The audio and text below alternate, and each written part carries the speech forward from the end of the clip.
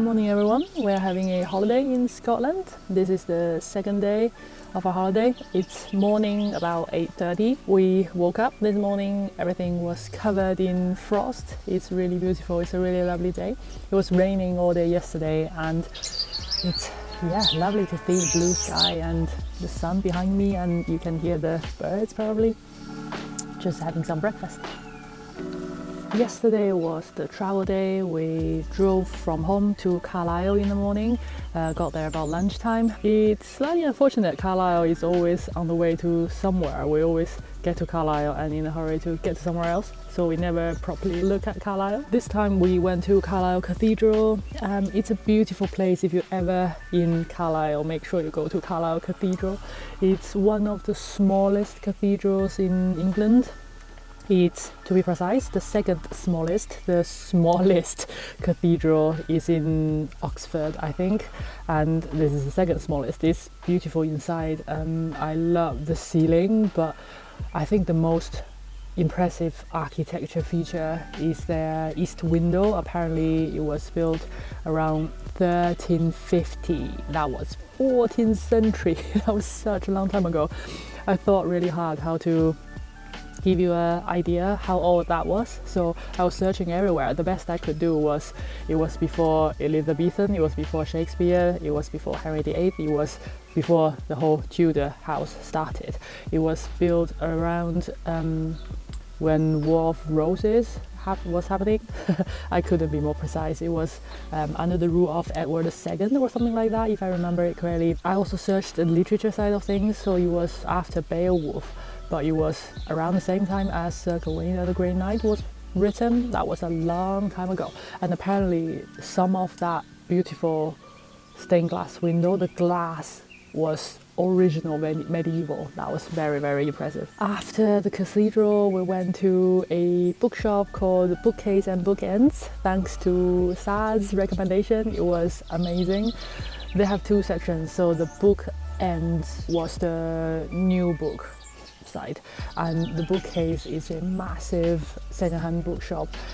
They gave us a map to look at. That was how big it was, and it had 4 floors. They had a basement, ground floor, first floor and second floor.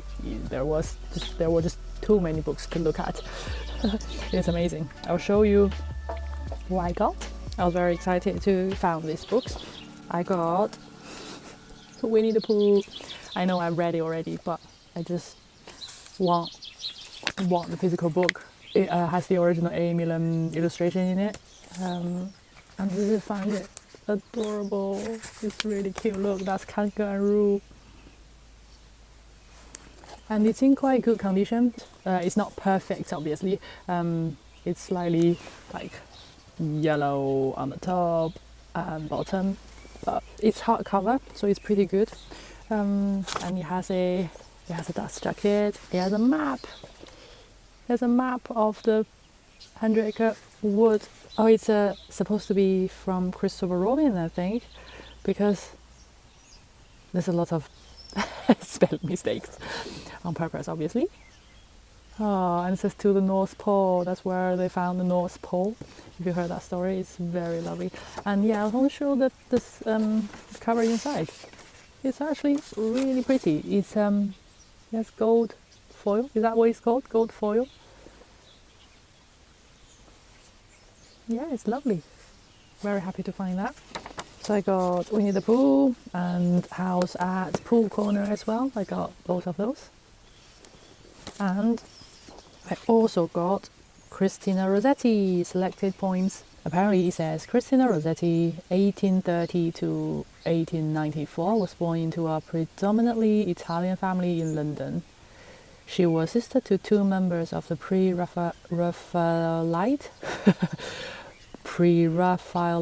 Brotherhood and posed for some of their early paintings, while her lyrics and carols remain popular. She also wrote fantasy, mystical and religious poems, as well as stories and verses for children. Christina Rossetti was recommended by Virginia Woolf, so I've always wanted to read something by her, but you know it's poetry, so I don't want to spend a lot of money on poetry because most of them just stay on the shelf and never get read. and it's £3. Why not? And it's in really good condition. I like secondhand book in decent condition. I don't really like secondhand book all falling apart. I don't like to buy those. I'm sorry. I might change my mind in the future, but at the moment I don't want to buy those. Yes, I was going to say Christina Rossetti also wrote a lot of the really famous Christmas carols, like In the Bleak Midwinter. That might be her, and many others. Every year when I join the choir for Carols by Candlelight for the Christmas carols, I always look through the sheet music, and on the top right, it always says who's the author of the lyrics and the music, obviously, and a lot of them are from Christina Rossetti. That's the books we got from Bookcase. And we then left Carlisle after a bit of food shopping, and then we kept going west to Scotland. And I'm still, you can tell, I'm not very good at doing this whole vlog thing yet, because I missed the blue flag saying welcome to Scotland on the road. But that's okay, and we just kept going. The road gets smaller and smaller, and the day gets darker and darker. It took how many hours? Maybe 4 in total on the road, about 2 from home to Carlisle, and another 2, maybe 1.5 from Carlisle to Kirkcudbright. I missed the sign saying welcome to Scotland. I also missed the first sign saying Kirkcudbright. I'm totally not very good at this. And when we got here, it was quite dark, so we had a quick dinner and went out star watching. It was raining all day, so we didn't think we could see much, but there were a lot of stars. It was actually a very clear night, and Andy managed to take some really impressive photos of the stars just on his iPhone. Can you believe it? I couldn't believe it. I'm filming the whole thing on his iPhone on this trip. We didn't carry a big camera, so well done, iPhone. I know you can do amazing things, but very, very good job. So we saw a lot of stars. I'll show you some pictures here. And then when we were just standing in the dark taking photos, waiting for the 30 seconds shutter, a cat came and supervised us. It was the farm cat. The owners left us a note saying there are 2 cats, one called Humphrey and the other called Alfred. I don't know which one that was. That was very cute, and we went to bed about 2 a.m. in the morning reading Harry Potter and the Chamber of Secrets. And then I was planning for today, what we are going to do today. I was thinking about following the route Lord Peter Wimsey drove from Kirkcudbright to Gatehouse around the coast to Newton Stewart via Wigtown, and then up to the hills where the body was found in Five Red Herrings, if you watch that blog of mine. And then it was quite a long drive if we did that, about half an hour to Newton Stewart and then another 15 minutes to the hills, and I don't want to drive anymore.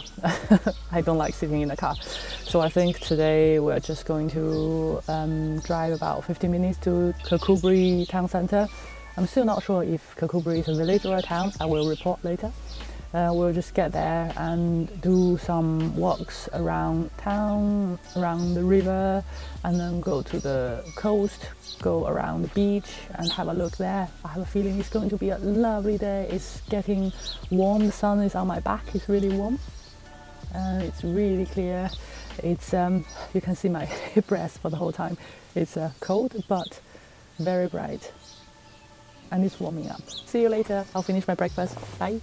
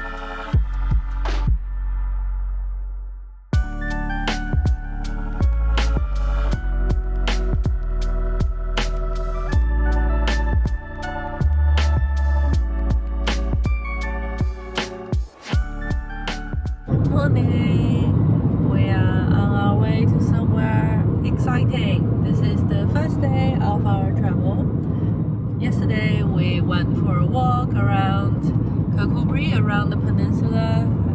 It was very muddy, and we came back to town about 3 p.m. and then we wandered around a little bit and found this really cool exhibition called Viking Hoard. Some really old stuff there, really pretty. We're driving to Wigtown. It's the Scotland's national book town, I think it's called, and there are lots of secondhand books there. I'm sure you heard of it. It's a very famous place for book lovers. Very excited to go visit for the first time, and I'm sure we'll find something very exciting. It's raining again today. You can see a little bit outside the window. It's quite grey and rainy, but that's okay. We'll be inside most of the day today. Hopefully not get too wet. And we'll see you there.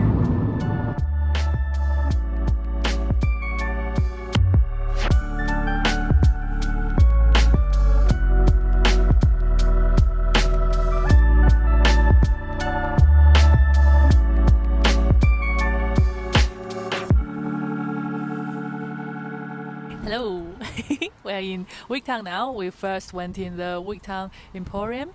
It's more a antique shop than a secondhand bookshop. It's a antique shop with a few old books in there. It used to be a pharmacy. There were rows and rows of little wooden drawers built into the wall. It's really cool. And then the second one is just behind me. It's called the Open Book, but it's closed, so we couldn't go in. And then after that, we went to the Well-Read Book. I think it's called the Well-Read Book. It's just around the corner there. It's really lovely and cozy in there. And when you first go in, there was the contemporary fictions on the left-hand side, and then it's a mixture of new books and secondhand books. So you need to watch out for that. And then they have a good selection of non-fiction books, biography, and art, and all sorts. And then at the back, in a small corridor at the back, there's all the fantasy, sci-fi, crime, and all the classics were in there. I found some really lovely classics. So they have all the Oxford World Classics on the shelf, and a lot of Penguin classics, Penguin modern classics, the old Penguin classics in the orange ones, and a lot of the black ones as well. So really happy so far. We got 2 already. I will show you everything we bought when we get home. But yeah, let's keep going.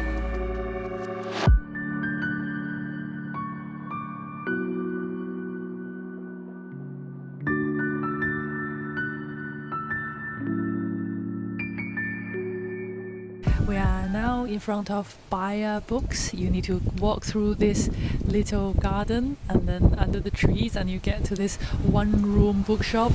It was really lovely inside, a lot of wood. It felt a bit like a little tree house.